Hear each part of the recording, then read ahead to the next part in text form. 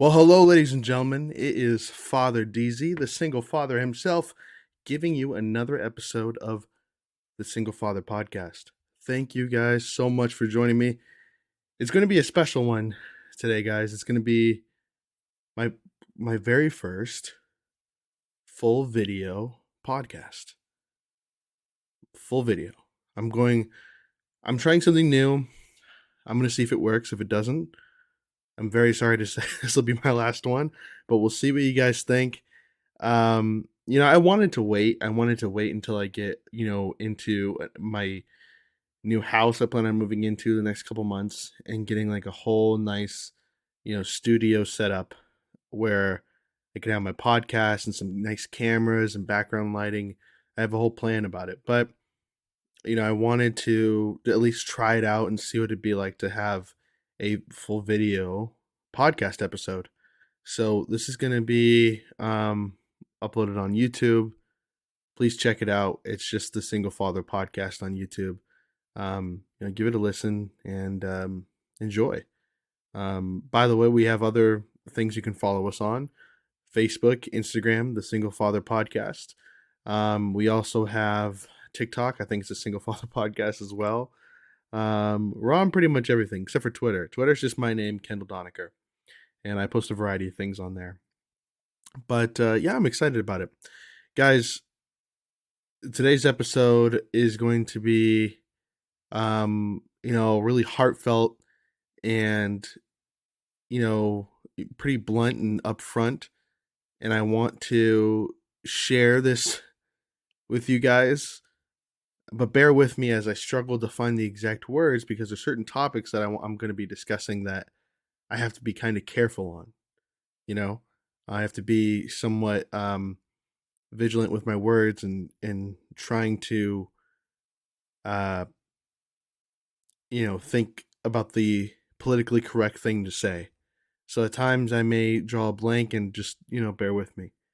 But yeah, you know, this week has been quite interesting. Um yeah, I feel like I've had a tough week and a good week at the same time, but if I had to pick one or the other, I'd say tough. Being a single dad is no easy task. It's hard. Um it has many, many, many rewards. But when you're a single parent, let alone a single dad, it can really take a toll on you. Now, I don't know if you guys know this, but I have um, something called I'm a hypochondriac, and it's where you kind of feel like everything's wrong with you, and you kind of freak out about everything, and blah blah blah. But you know, from when I was a kid, I remember I would go through these things where I'd have like a little freak out. Not like I wouldn't be like manic per se, but I'd freak out about the world around me, about how I'm feeling, how my body's feeling. And when I was younger, and I speak about this in one of my previous episodes called "How I Survived Panic Attacks." When I was younger, I'd have these panic attacks all the time, right? And I used to think it was something wrong with my heart. I go to every heart doctor out there, and they'd be like, "Nothing's wrong with your heart. You just have anxiety." But I'm like, "You don't understand. I know my body. This isn't anxiety. I'm not an anxious person. I could give a shit about anything. This is fucking my heart." And it took a long time for me to get through my head that it was fucking it was anxiety. So when I feel type of anxiety, it's kind of like a trauma effect where I always feel like I'm dying and I'm on the verge of death.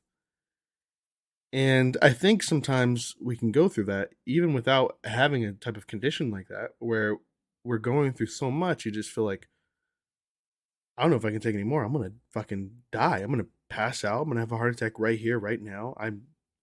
It's taking such a toll on my body. And when you think a toll on your body, I think it's something that you can really feel.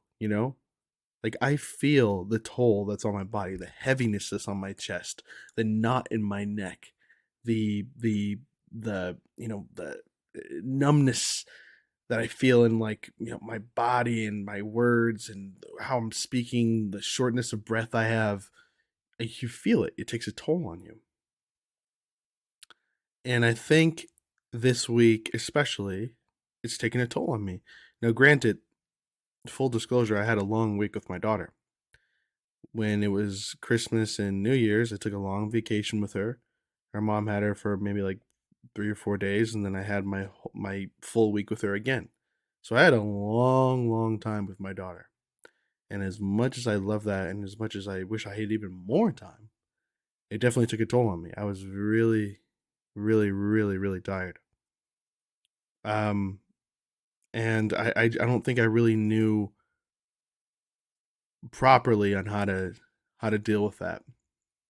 And I think one of the things that ended up kind of affecting my mood was not having things in place where I can say, okay, I can take a breath, or I can take a break and calm down.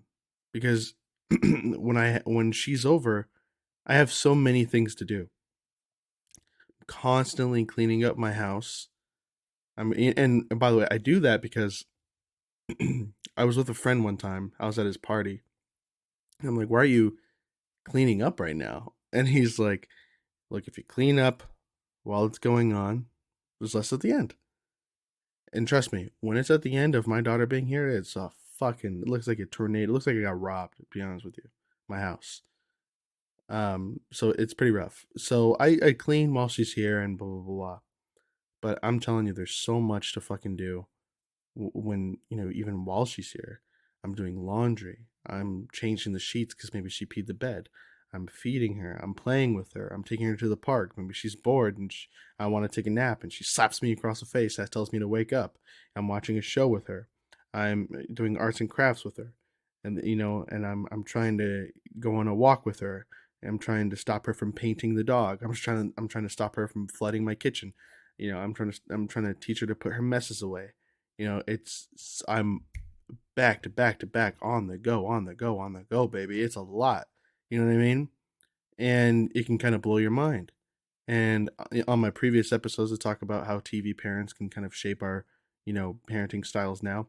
I was watching Modern Family, and I was watching, Claire Dunphy always doing laundry or something like that, like a typical housewife. And I'm like, yeah, I'm that house husband that's always cooking and cleaning and doing a whole bunch of shit. And it can really get to you. I'm like, this is my life, and I have a job, you know, and I want to do other things too. I think, I always talk about how, you know, in the most kind of, I don't even know how to describe it. Only a parent can really know what I mean. But I want, my kid not to be just my foundation for living. I want other things I want to be passionate about. I'm writing a book. I'll tell you guys about this at the later in the podcast. I'll talk about it later, but I'm writing a book called well, I'll tell you guys at the end. But it's I'm writing a book. I'm studying for my real estate exam. I also have a job. I'm doing, and I'm focused on getting a house soon. I have so much on my plate, and it's really hard to take it one step at a time. It really is. But more than that, more than all of that put together, because that I think I can deal with. More than that, the icing on the cake is my consistent challenges with my child's mother. It is very, very, very difficult. It's hard. It really is. To the point where I almost don't know how to. Well, my dad got a divorce twice, but his situations are so different than mine. Without going into his deal, he can't. I don't think he can really guide me on my situation because it's so different. He can agree with me. I tell him certain things that happen. He's like, "Oh yeah, I agree," but how to go about it is very confusing. It's very, very confusing. Um,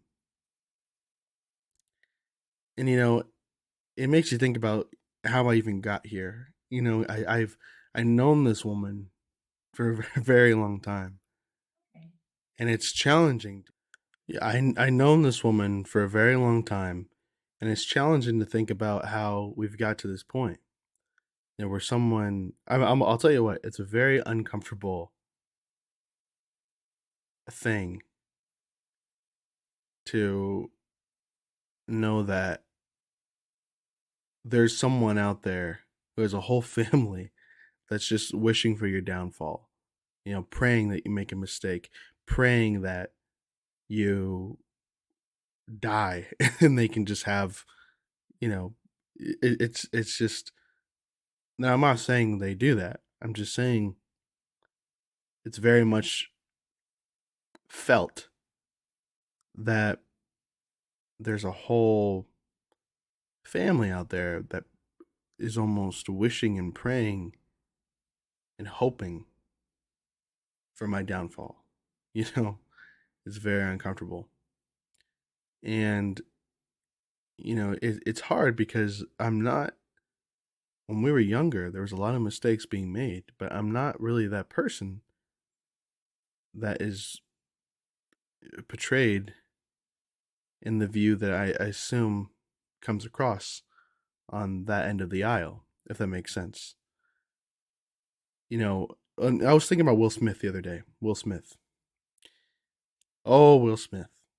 It's no no joy kind of adding to the topic of Will Smith. But I'll tell you this, Will Smith's my favorite actor. A funny thing that I saw on YouTube was this guy George Wallace, is a comedian, and he was going through this whole bit about, he's like, fuck Will Smith, blah blah blah blah blah. But he says, in all seriousness, the heart of that was Will Smith ruined that night for me because I was waiting for my favorite actor to win his award. And when he slapped that man, he basically spat on the faces of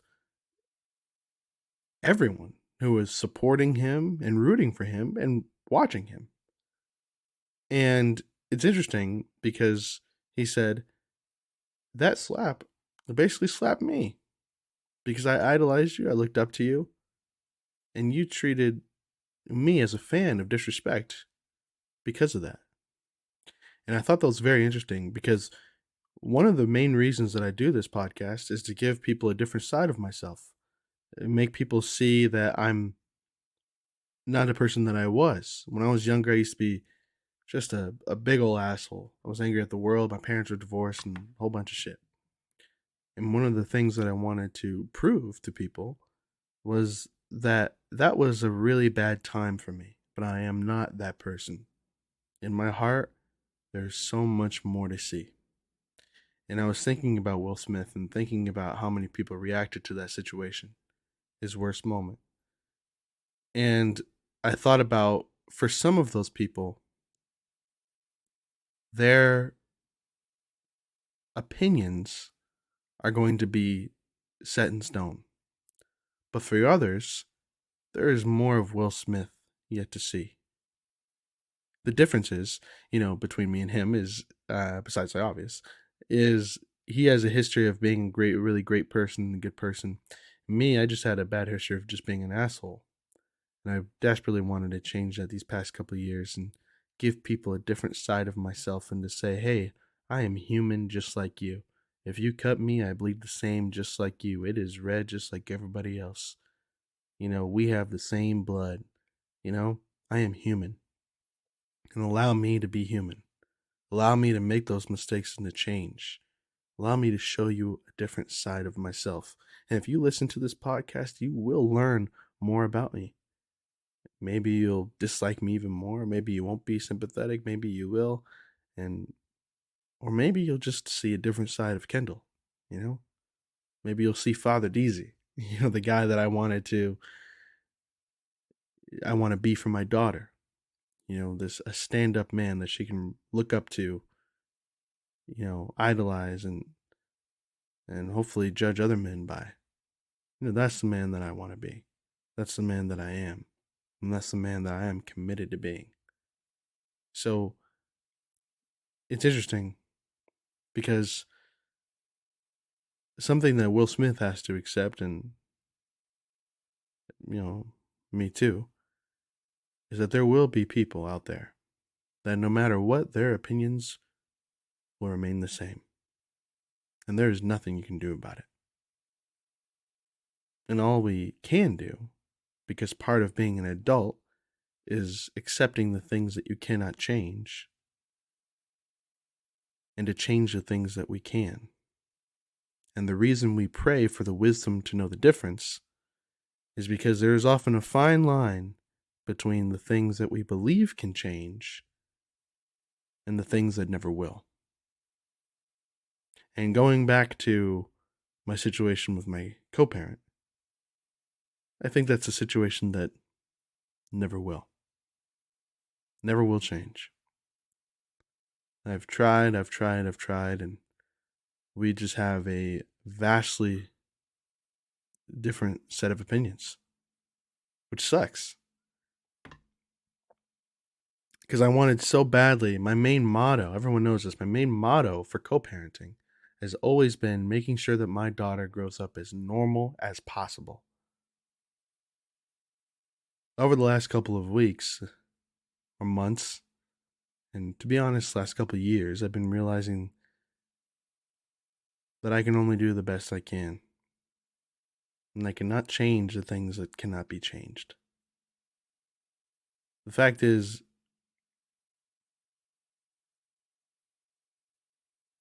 her mother and I don't like each other. And that's okay. Oftentimes, and I've said this before, but oftentimes when you split up with somebody, it's more times than not, it's because you don't really want to spend another moment together with them. And when you have to spend the next 18 years with them, that can be a very surreal experience. One that can take a toll on your mental health and maybe on your ability to forgive and move on. But it does have an effect on how you move forward. And her and I don't like each other. I've always said that been able to what we've been able to do well is be good co-parents. And I think that is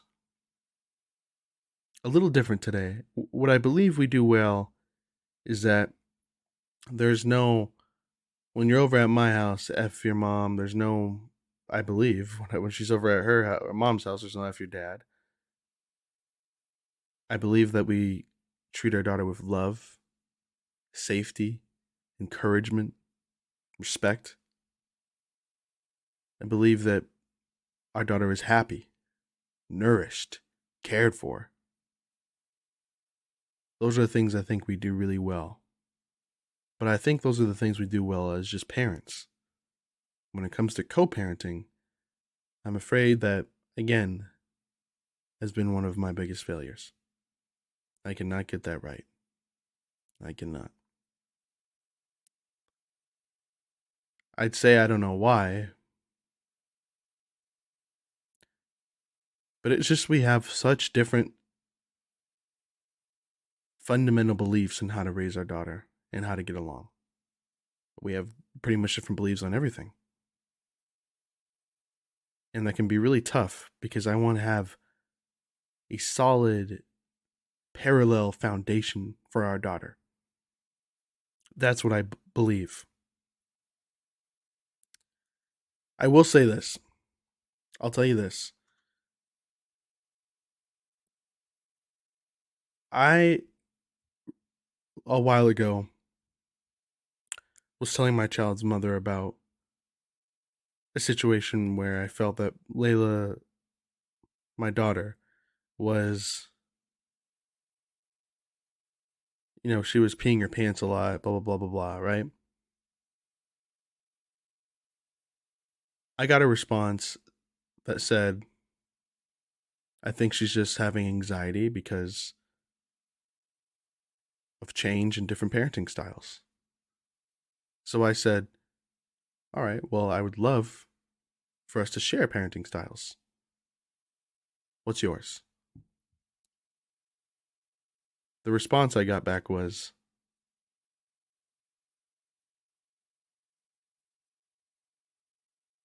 I think we should It was something on the lines of, I think our parenting styles should remain different.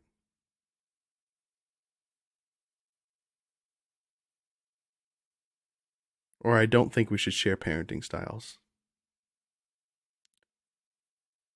And I will never ever say a bad thing about my child's mother. Ever. I will never disparage her or paint her out to be anything. Ever. But that was the wrong answer,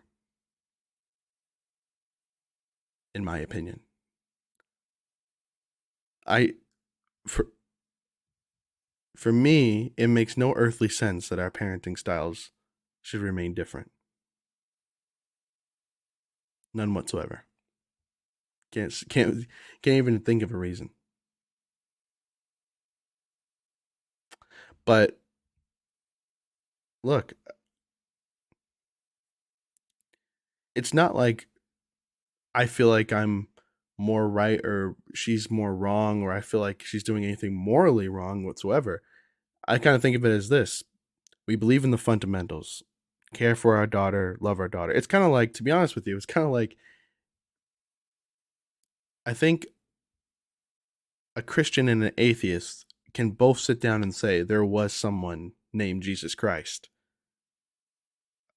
A person named Jesus Christ walked this earth and claimed he was the Messiah. That is a factual, evidence based fact. It's not just a biblical fact, it's a fact. Someone named Jesus walked this earth and claimed he was Messiah, right? That's the fundamental belief. Where you differ from is you either believe that he was actually the Son of God and there's a God in heaven, or you don't. Or he was just some guy who claimed to be what he was, right? And I think that's the difference. It's not like if you're an atheist, you're morally wrong. And it's not like if you believe in God, you're morally incorrect.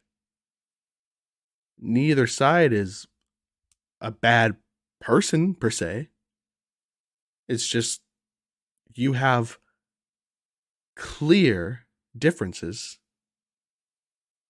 on the details of that belief. You believe there was a person named Jesus, but the details of that, how, why, where, when, what, blah, blah, blah, blah, are so different that it's almost impossible for you to see the other person's side. Because if you're a true hard-born atheist, you're not going to church. You don't understand, right? You just don't get it. And if you're a true hard-born Christian, you don't understand that. You just don't get it. And it's not like either side is completely wrong. I mean, hey, when we die, we'll find out, but right? But it's not like either one is wrong. It's just you have core differences in beliefs on what the details of your discussion is. It's beyond comprehension. It's beyond it. You just disagree. You know what I mean? You just fundamentally disagree. And there's nothing you can do that could possibly influence the other side. You realize that is a dead fight. And I think that's a bad example, but it's kind of my situation. I'm not saying I'm the Christian or I'm the atheist or whatever it is, but we have such differences in beliefs. It is almost impossible for each other to see our sides. And to be honest with you, it's gone so far in one direction that I don't ever see it being pulled back into another. Meaning, it is what it is. And it is what it will always be. And that may sound pessimistic, but I think there comes a point where when you pray to ask for the wisdom to know the difference, I think I've learned that wisdom. The difference is I've tried long enough. I think we've both tried long enough. there's nothing there to move forward with other than to say, I guess when my daughter's over at my house, I will be the best parent I can be. When she's over at your house, I hope you're the best mother you can be. And that's it. I often watch those people on TikTok who flaunt their relationships with their co-parent or ex-partner, and it's just such a good relationship. And look, I would love nothing more than to, and it's not that, here's the thing, it's not that I want us to be good because I just want to feel good or be around her. It's just,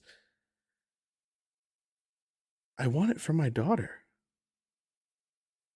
Growing up with a divorced parents, I always thought it was so heartbreaking that I didn't have my parents together to support me. I have two pictures in my house of my parents together with myself. One was like a portrait that I had when I was such a, maybe Layla's age, such a young little boy. My daughter, Layla being my daughter. And the other was my high school graduation. It was a time where they both came, and I was so happy. And I looked at them both and I said, I know you both hate each other, but please, this is probably the last photo I'm ever going to get of you guys together. Take one photo for me. And they did, because they love me. And no matter what I feel about my mom or my dad, it was pure love. They put their hatred aside and they took that picture from me because they loved me. And I have two pictures side by side together, one from when I was a boy and one when I was at my high school graduation, of both of them together. And they both smiled for me. And as chaotic as that time was with my parents, that was one of the happiest moments that I have stored in a memory photo album. Is that day where I still have, where they put their hatred aside and put their love for me first. Man, that sounds amazing. And that's what I strive to be, you know, that person for my daughter.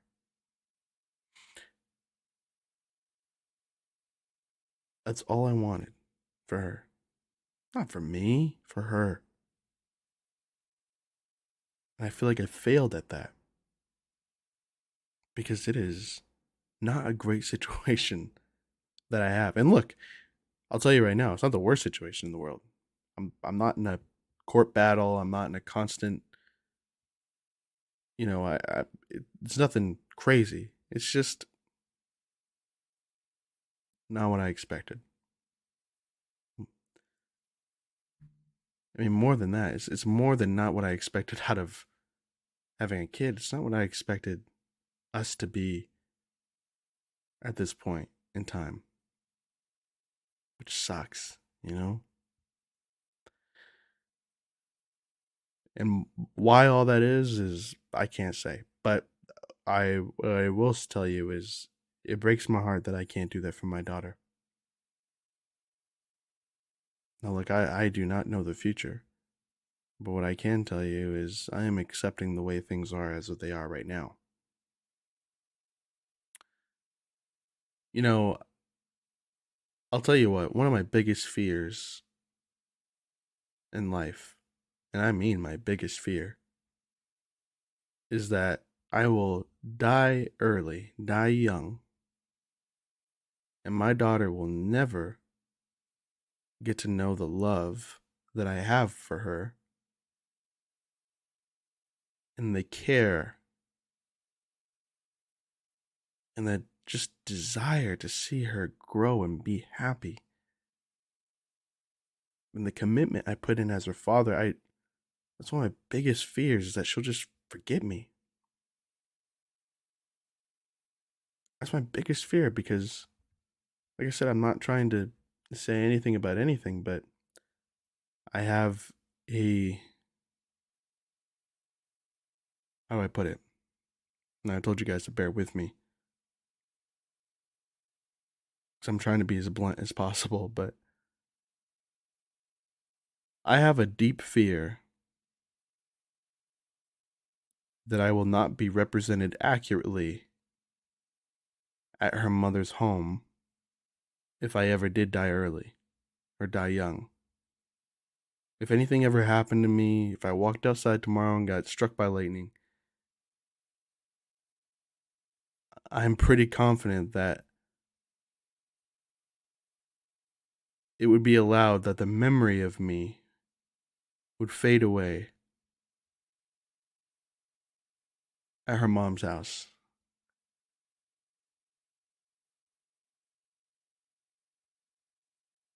To put it bluntly, I'm scared that she will be allowed to forget me over there.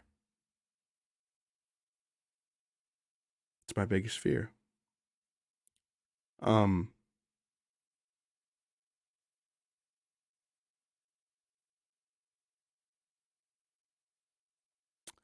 Sorry. I just don't think it's hard. It's hard for me to even talk about. But my situation right now with her mom is that bad where I feel like, I don't know. I had a conversation recently with her about, I heard over the phone when my daughter was talking to her mom and her mom's boyfriend. He referred to himself as Dada, and it triggered me, right? I mean, as a father, obviously it would trigger you.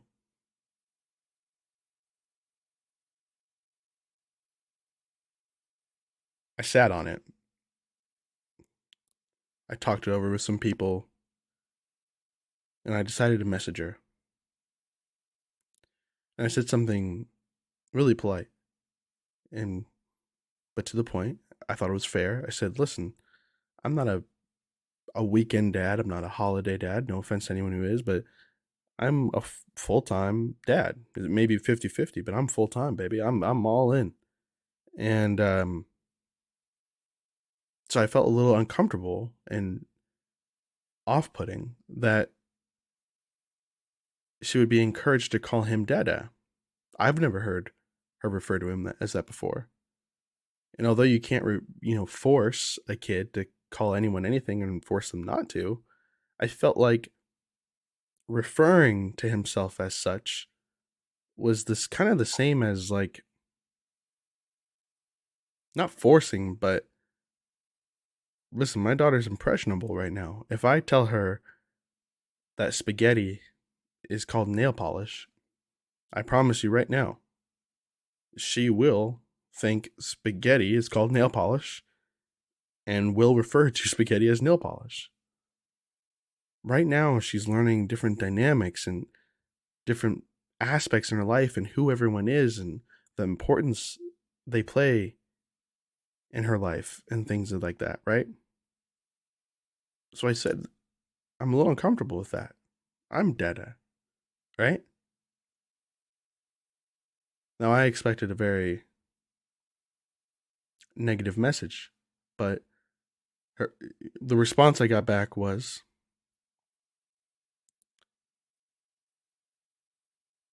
Layla loves and respects him, and it's been years, and sometimes goes in between calling him Dada or not.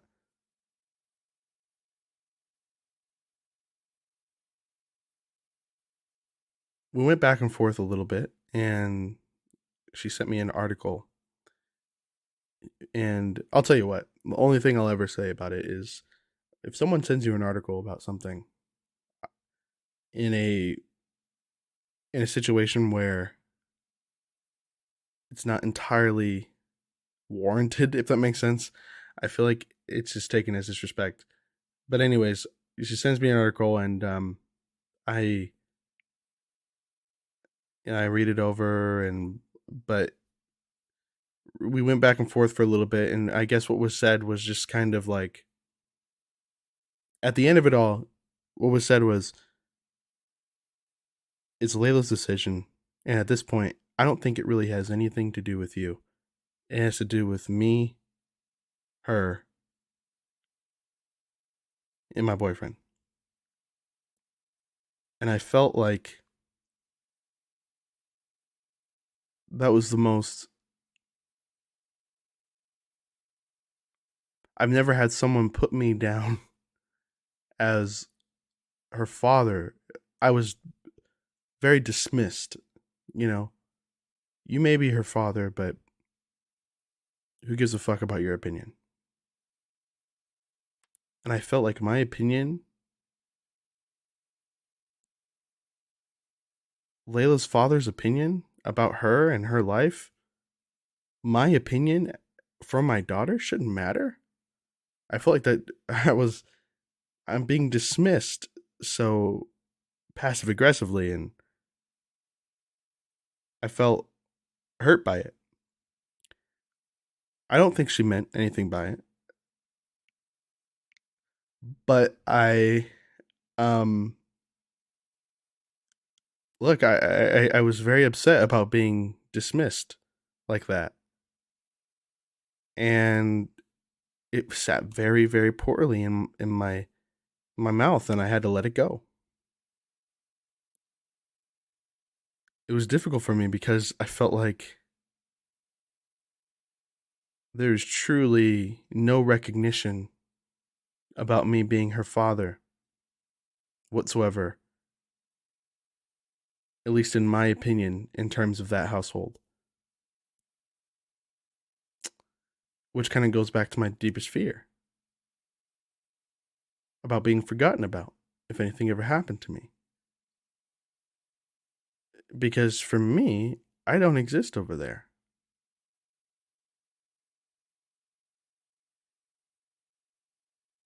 And it worries me. It scares me. It makes me sad. It makes me hurt. And I don't know. I don't really quite know what to do about it other than to accept the things I cannot change. So I think that's the most I'm willing to give on that situation and the most upfront I can be. But it is really hard because it's sometimes as a single father or co-parenting, you have to make concessions and you have to concede, and sometimes you have to stand up for yourself, and sometimes you lose.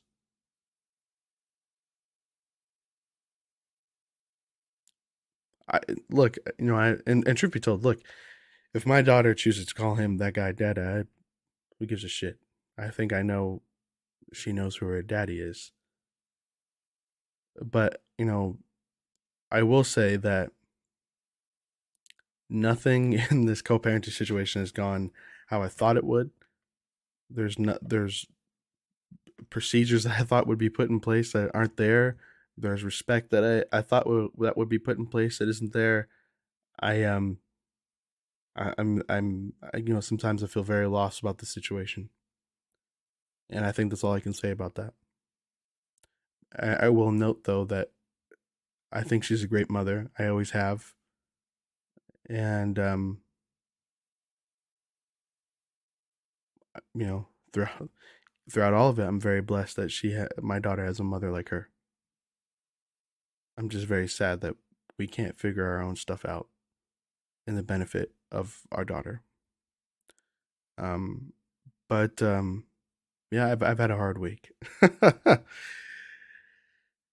and on top of that, just dealing with all the single dad stuff I have to deal with, just makes life a little easier. I mean, a little difficult, and you kind of wonder how do single dads even survive? How do single dads survive? It's a hard knock life out here. There's times where I feel like I'm exhausted and I'm getting invited to a party or an event at my friend's house or something like that, and I can't go because I feel like I'm going to be um just a walking zombie. There's times where I want to date, but I'm so busy, caught up on other things, getting caught up from the week that I don't have my daughter, and there's times where I feel like my house is a mess and I can't invite anyone over. There's times where I feel like I forgot to eat, and I'm getting a dad.